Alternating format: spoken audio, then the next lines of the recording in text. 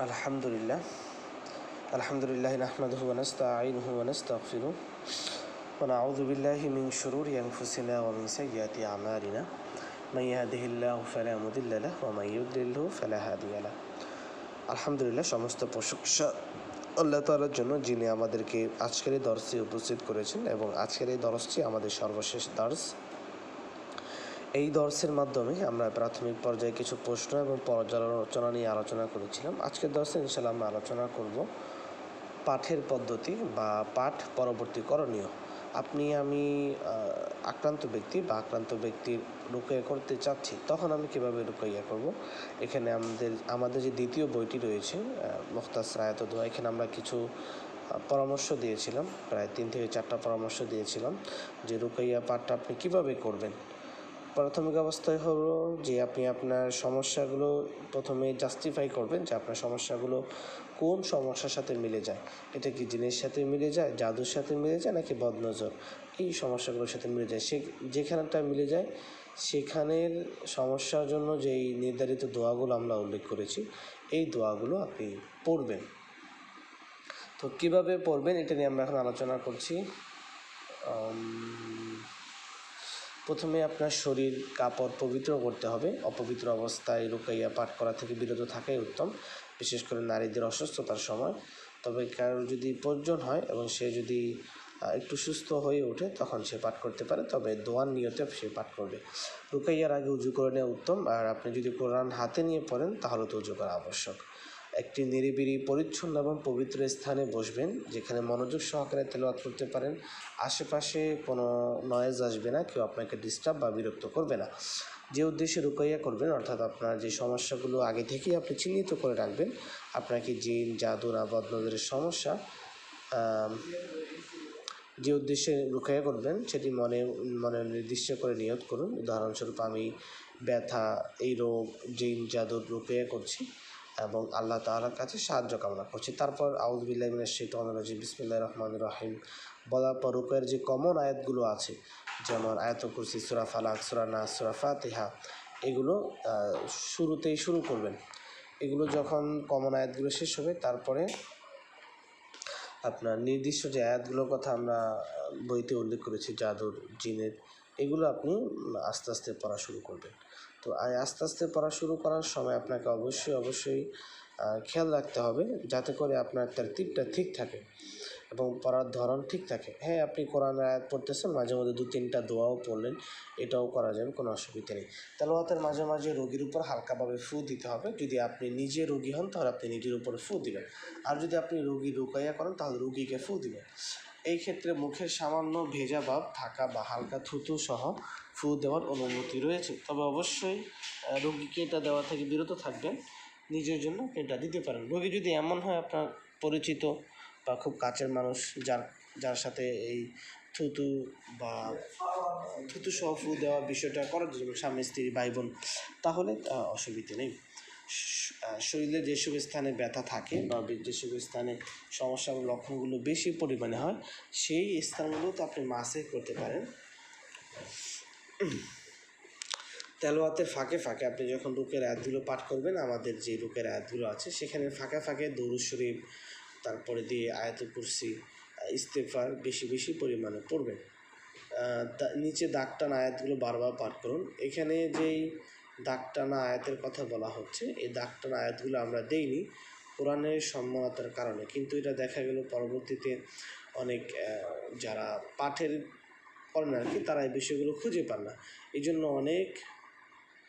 অনেক সমস্যায় তারা ভোগেন। এই জন্য আমরা নিয়ত করেছি যে আগামী এডিশনে বা আগামী প্রকাশনে ইনশাল্লাহ আমরা এই আয়াতগুলোর ক্ষেত্রে অক্ষ দিব এবং পাশাপাশি নিচে দিয়ে আমরা দাগ টেনে দেবো যে আয়াতগুলো আপনি বারবার পাঠ করবেন। এই কোন আয়াতগুলো বারবার পাঠ করা হয় এটা আমরা ইনশাল্লাহ আগে কোর্সে আলোচনা করব। তেলাওয়াতের কিছু অংশ বারবার পুনরাবৃত্তি করতে হবে, যে অংশগুলো সমস্যার সাথে সম্পৃক্ত, যেমন জাদুর সমস্যার ক্ষেত্রে জাদুর যে অংশগুলো রয়েছে, সিহার, এই শব্দটা বেশি পরিমাণে পাঠ করা। জিনের সমস্যাগুলোর ক্ষেত্রে জিন শব্দ যেখানে রয়েছে, এই অংশটাও বেশি পরিমাণে পাঠ করা। আচ্ছা, যারা কোরআন বোঝেন না তারা নিজের ইচ্ছা মতো আয়াত ভাঙবেন না, বরং পুরো আয়াত পড়ুন, প্রয়োজনে অনুবাদ দেখে দেখে বুঝে নিন, তারপর প্রয়োগ করুন। রুকাইয়া এভাবেই আপনি পাঠগুলো করবেন। আমরা যে প্রথম বললাম দুটো বিষয় ফলো করবেন। আপনি নিজে পবিত্র হবেন, আপনার আশেপাশের পরিবেশকে পবিত্র রাখবেন, তারপরে উজু করে বসবেন এবং এমন স্থানে বসবেন যাতে করে সব কিছুই ঠিক থাকে এবং আপনার সব কিছুই শান্ত থাকে, আপনার অতিরিক্ত কোনো সমস্যায় ভুগতে না হয় এবং যাতে করে আপনার ডিস্টার্ব না হয়, এই বিষয়গুলো আপনি সতর্কতার সাথে ফলো করবেন। তারপরে এই বিষয়গুলো ফলো শেষ করার পরে আপনি রুকায়ের আয়াত শুরু করার পূর্বে কমন যে রুকার আয়াতগুলো আছে এগুলো দিয়ে শুরু করবেন, যেমন আয়াতুল কুরসি, সূরা ফালাক, সূরা নাস, সূরা ফাতিহা, এগুলো দিয়ে আপনি রুকায়াটা শুরু করবেন। এবং রুকায়া শুরু করার পরে আপনি যখন এগুলো শেষ হয়ে যাবে তারপরে নির্দিষ্ট যে সমস্যা সংক্রান্ত যে আয়াতগুলো আছে, যেমন জাদুর ক্ষেত্রে, বদনজরের ক্ষেত্রে, জিনের ক্ষেত্রে, যেটা সমস্যাগুলো আপনি বেশি অনুভব করতেছেন, তখন এই বেশি আয়াতটা বেশি, ওই সমস্যাগুলো আপনি বেশি পরিমাণে পড়বেন। আর যদি আপনার অনেক সমস্যা, সব সমস্যা একসাথে হয়, যে জিন, জাদু, বদনজর সবগুলো একসাথে দেখা দিচ্ছে, সবগুলো আপনি একসাথে পাচ্ছেন, তাহলে এই ক্ষেত্রে আপনি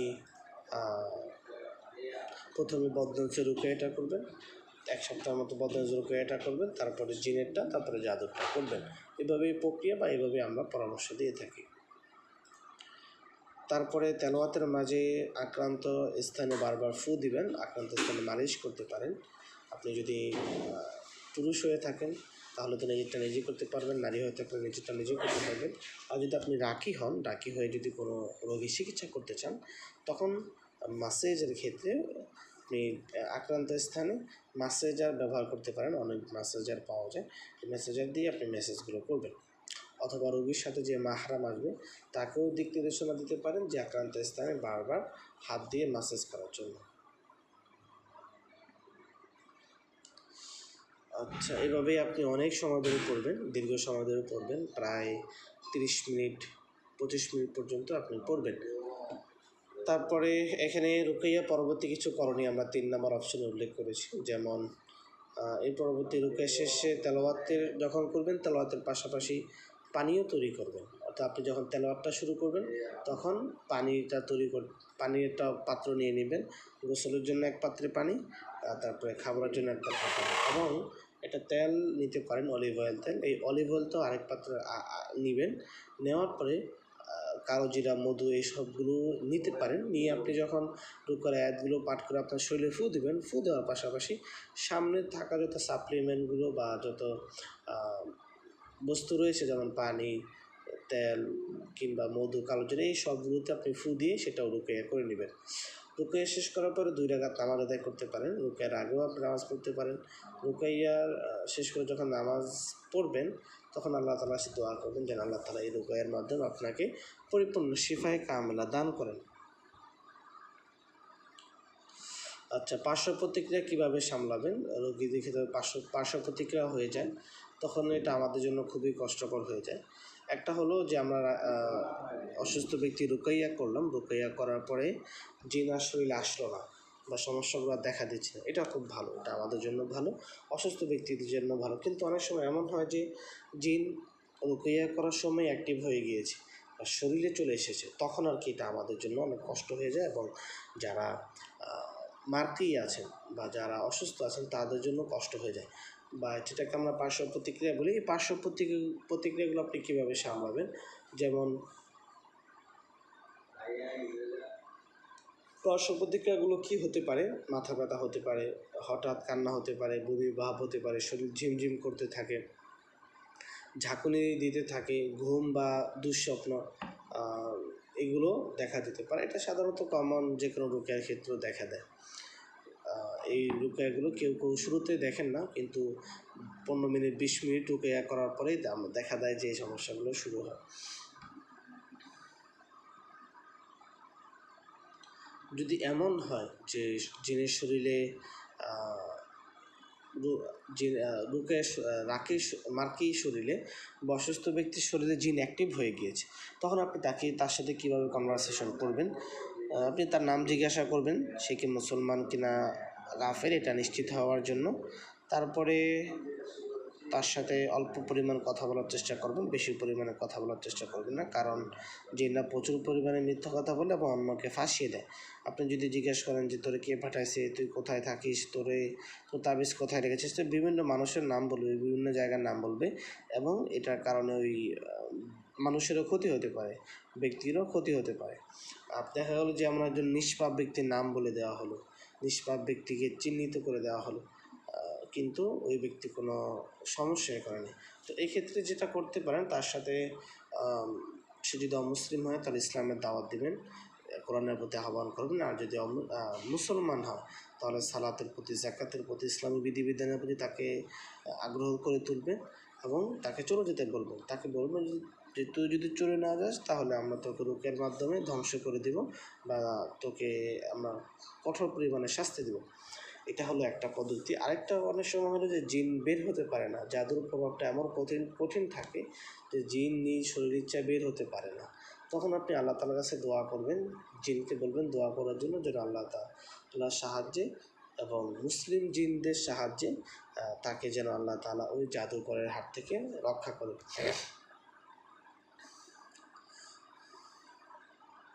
এখানে আমরা একটু সাপ্লিমেন্টের কথা উল্লেখ করেছি 5 নম্বর পয়েন্টে, যেটা আমরা আমাদের বইতে উল্লেখ করেছি। এরপরে তো বদনজর রুকাইয়াটা রয়েছে, তারপরে হাসাদ বা হিংসার রুকাইয়াটা রয়েছে, তারপরে জিনের রুকাইয়াটা রয়েছে,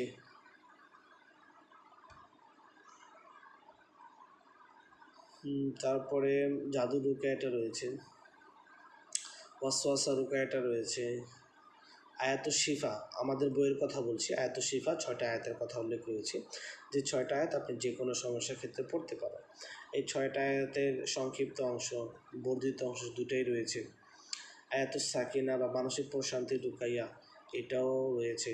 অনেক সময় মানুষ হতাশায় ভোগে, দুশ্চিন্তা করে, ভয় আতঙ্কে থাকে, মানসিক চাপে থাকে, তখন তাকে আয়াতুস সাকিনা বা মানসিক রুকাইয়াটা দিলে ইনশাল্লাহ সে ভালো একটা ফলাফল পাবে। আয়াতুল আজম বা ব্যথার কারণে যদি সমস্যাটা হাড় কেন্দ্রিক হয়, যদি ব্যথাগুলো হাড়ে হয়, তখন এই আয়াতগুলো পাঠ করতে হয়।